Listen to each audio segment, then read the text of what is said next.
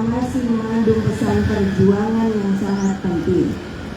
Pertama, dengan kemerdekaan kita hadir sebagai bangsa berdaulat untuk menentukan nasib bangsa dan nasib tanah air di tangan kita sendiri. Oleh sebab itu Bung Karno mengatakan, hanya bangsa yang berani meletakkan nasib bangsa dan tanah air di tangannya sendiri akan berdiri dengan kuatnya. Kedua, proklamasi menggelorakan kepada rakyat jiwa merdeka. Sekali lagi, kepada rakyat jiwa merdeka lahir dan batin. Suatu jiwa kebangsaan yang menyatu dengan tanah air Indonesia. Jiwa merdeka inilah yang menjadikan rakyat Indonesia tidak mengenal rasa takut ketika berhadapan dengan bala tentara Belanda yang berniat menjajah kembali negara kita tercinta. Jiwa merdeka inilah yang menjadikan rakyat berani melawan berbagai bentuk penindasan, baik penindasan politik, ekonomi, maupun penindasan dengan menggunakan hukum sebagai alat kekuasaan. Saudara-saudara sekalian, bahwa manusia untuk menertibkan itu maka mereka berbicara soal hukum, tetapi hukum itu adalah digunakan bagi kemaslahatan orang banyak, bukan bagi mereka yang ingin berkuasa dan mempergunakan kekuasaannya sebagai alat kekuasaan.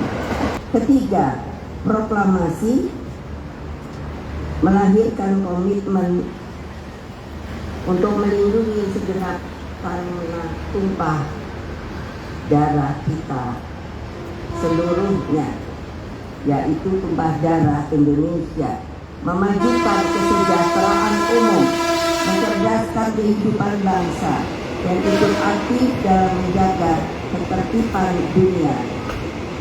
Saudara-saudara, bangsaku yang kucintai, peran moral politik terpenting dari seluruh jalan kemerdekaan Indonesia ketika terjadi, Bung Karno menggali seluruh falsafah bangsa, yakni Pancasila pada tanggal 1 Juni 1945.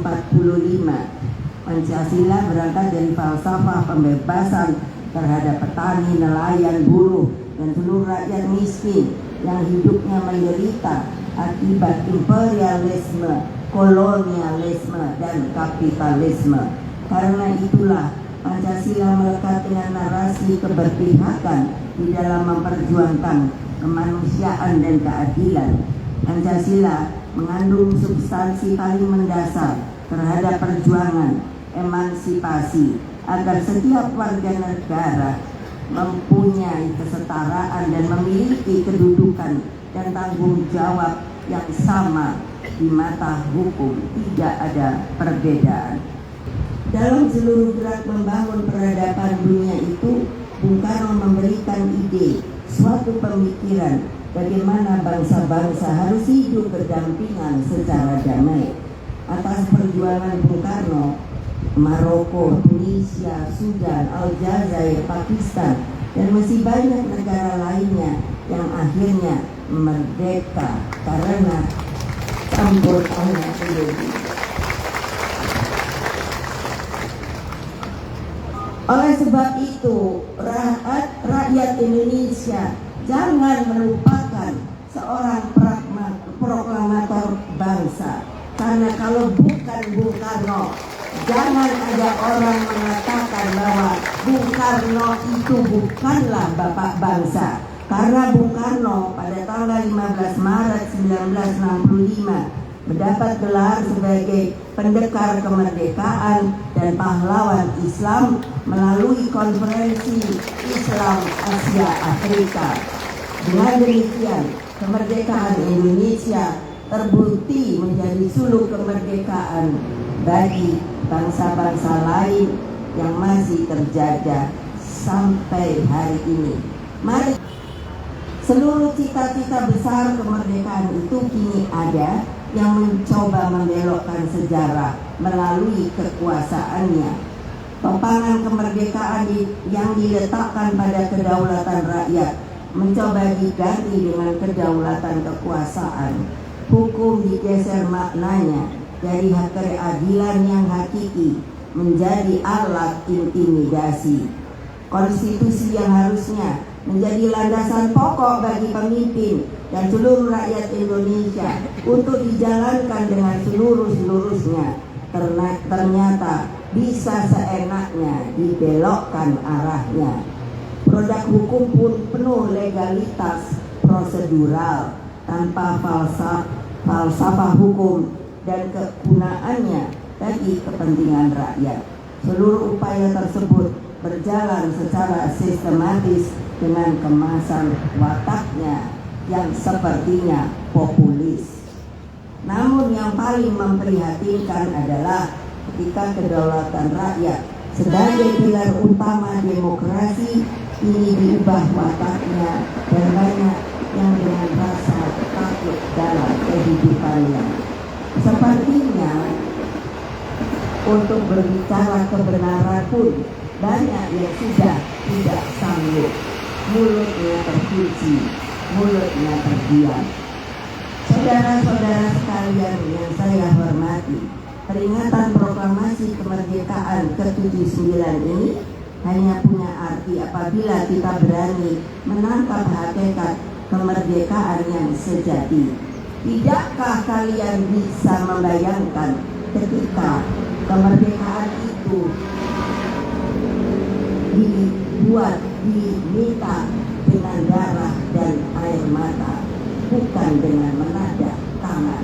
Lalu kalian pada hari ini melupakan pengorbanan para pahlawan kita. Banyak yang tertembak mati, banyak yang sampai ke tiang gantungan. Saya menyampaikan amanat saya. Pertama, pahamilah seluruh konsepsi pemikiran, cita-cita, semangat, dan perjuangan kemerdekaan Indonesia. Kesemuanya mengandung cita-cita yang mulia bagi terwujudnya Indonesia Raya. Kedua, gelorakan Pancasila dengan seluruh falsafah kelahirannya pada tanggal 1 Juni 1945. Jadikan Pancasila sebagai pegangan hidup dan jiwa bangsa. Tiga, jalankan Undang-Undang Dasar Negara Republik Indonesia 1945 dengan seluruh-seluruhnya. Genggam semangat persatuan dan kesatuan bangsa, serta perhebat kekuatan gotong royong rakyat agar bangsa Indonesia dapat keluar dari berbagai persoalan sebagaimana pada hari ini kita hadapi saat ini.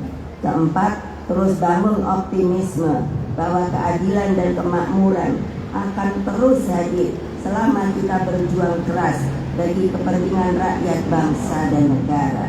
Kelima, kita siapkan masa depan Indonesia dengan menggembleng para pemuda-pemudi Indonesia agar menjadi pandu-pandu bangsa yang mumpuni dan berkarakter budaya Indonesia.